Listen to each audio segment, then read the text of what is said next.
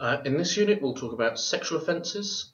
So this is a trigger warning. If you are affected by this issue or you don't want to learn about it, feel free to skip this section and come up and we'll see you in the next section. So, the definition of sexual offences, and I apologise that this will get quite graphic quite quickly. These are all indictable crimes.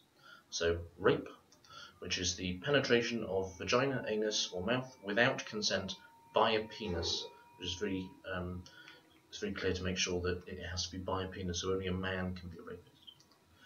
If the victim is under 13, all sexual contact or conduct is classified as rape, as they are too young to consent. Males and females can be rape victims, but only men can be rapists. So men can rape women, but men can also rape other men. Females can't be prosecuted for rape.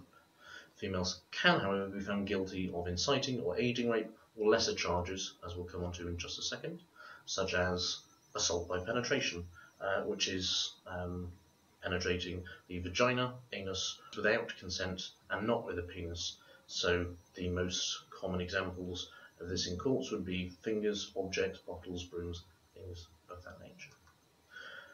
In addition, indictable crimes are attempting, conspiring, inciting, aiding, abetting, counselling, or procuring the commission of either of those two indictable crimes. That's also an indictable crime. The either way offences in sexual offences are sexual assault.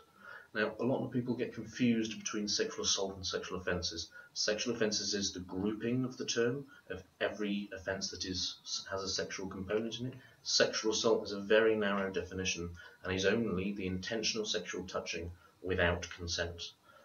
So if there's any penetration, that's assault by penetration. If it's rape, it's not a sexual assault, it is rape. If you're talking about sexual crimes in general, you use the term sexual offences. So sexual assault is very, very narrow.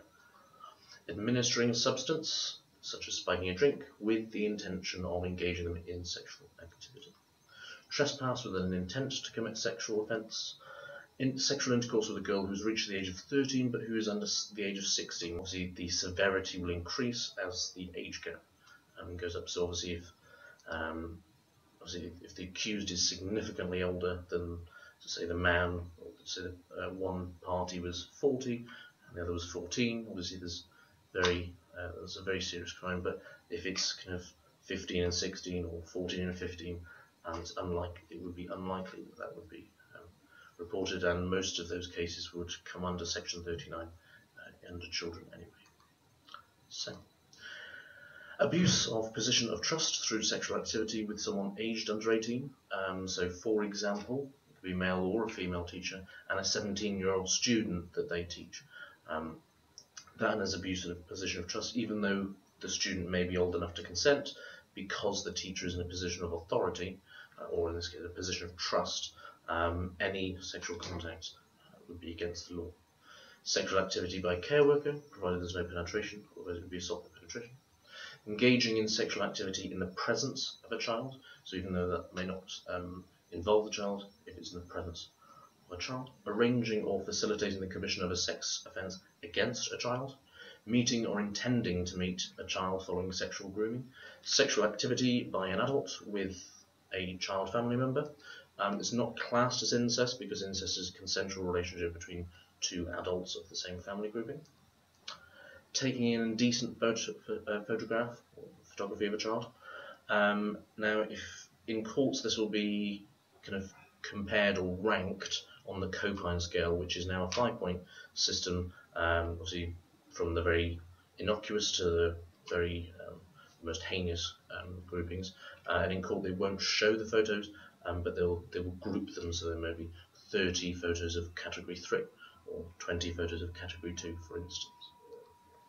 Causing or inciting child prostitution, trafficking a person into or within the UK for sexual exploitation, exposure, voyeurism, and buggery is no longer illegal between adults, but it still applies to under 16s. Talking about sexual offences, reporting on them is very strict.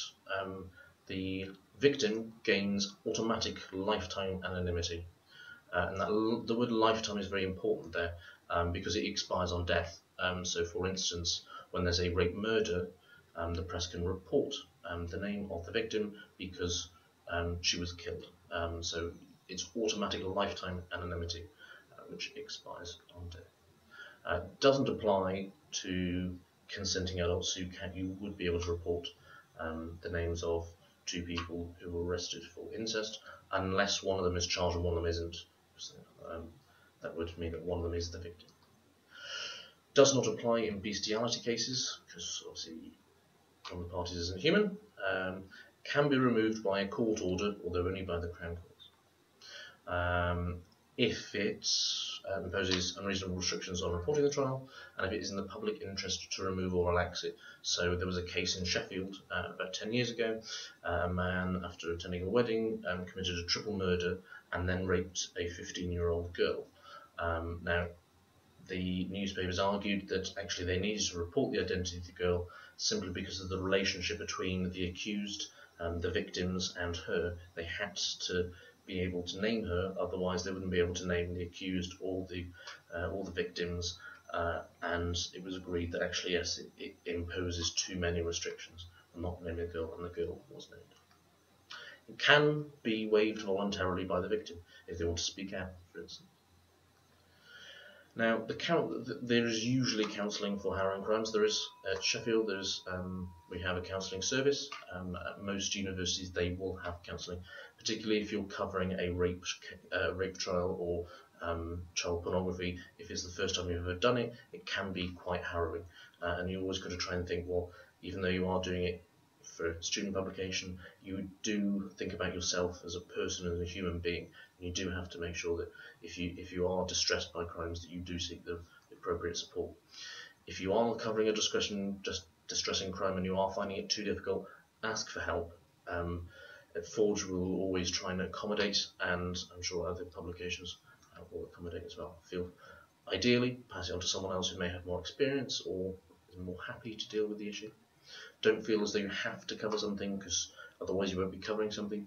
If you swap with someone else, you'll be able to still cover something and not be affected by the story you're doing.